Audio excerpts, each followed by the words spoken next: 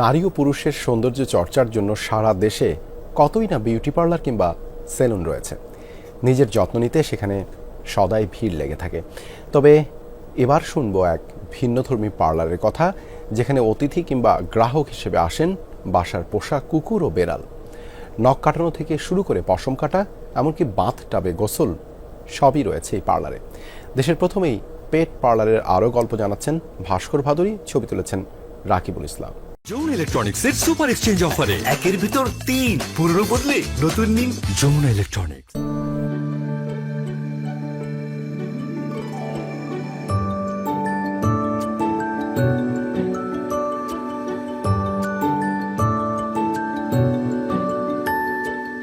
আর 10টা পার্লারের মতো একই চিত্র এখানেও। শীতাতপ নিয়ন্ত্রিত কক্ষে চলছে রূপচর্চার কাজ। প্রতিটি বিউটিশিয়ান ব্যস্ত তাদের ক্লায়েন্টদের সেবা দিতে। ব্যতিক্রম বলতে এখানে আগত গেস্টদের চেয়ারে নয়, টেবিলে দাঁড় করিয়েই সেবা প্রদান করা হচ্ছে।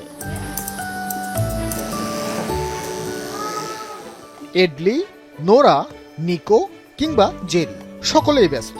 নিজেরা কতটা রূপ সচেতন তা ঠিক বোঝা গেল না, কিন্তু মুনিবের পছন্দে কারো গায়ের লোম ছেটে ফেলা হচ্ছে, কারো বা নির্দিষ্ট শেপে আনা হচ্ছে। কেউ নখ পরিষ্কার করে ঝকঝকে করছে, কারো আঁচড় থেকে বাঁচতে পায়ের নখ সমান করা হচ্ছে।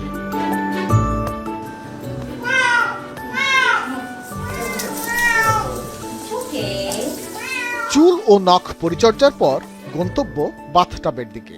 শখের কুকুর অথবা বিড়ালদের নির্দিষ্ট ব্র্যান্ডের শ্যাম্পু মেখে করানো হচ্ছে গোসল। কারো সময় লাগছে 10 মিনিট, কারো বা একটু আরামায়েশে 20 মিনিট।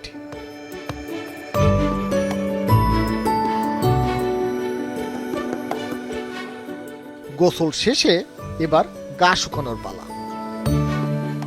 বিশেষ ড্রায়ারে লোম শুকানোর পর এডলি, নোরা কিংবা জেরি ফিরে পাচ্ছে নতুন রূপ।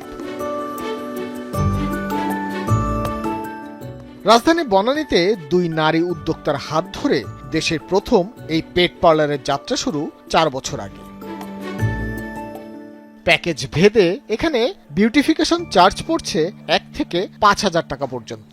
দেখলাম যে ঢাকায় বা বাংলাদেশে কোথাও গ্রুমিং স্যালন নাই।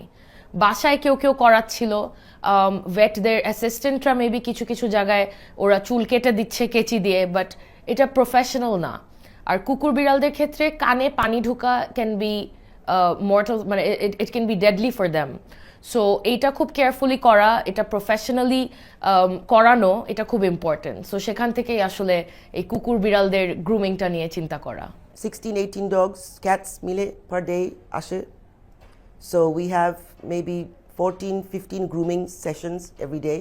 আর আমাদের তো হোটেল আছে, মানুষ বিদেশে যায়, রাখে 4-5 দিনের জন্য রাখে, অথবা 1 মাসের জন্য রাখে। ঈদ, তারপরে পূজা, ক্রিসমাস টাইম, এগুলো সব ফুল হাউস থাকে। দেশি কিংবা বিদেশি যে কোনো জাতিরই কুকুর অথবা বিড়ালের সেবা দেয়া হয় এমন পার্লারে। উদ্যোক্তাদের দাবি, বাসায় রাগ দেখালেও পার্লারে এসে পোষা প্রাণীগুলো খুবই ভদ্রবাবু হয়েই বসে থাকে।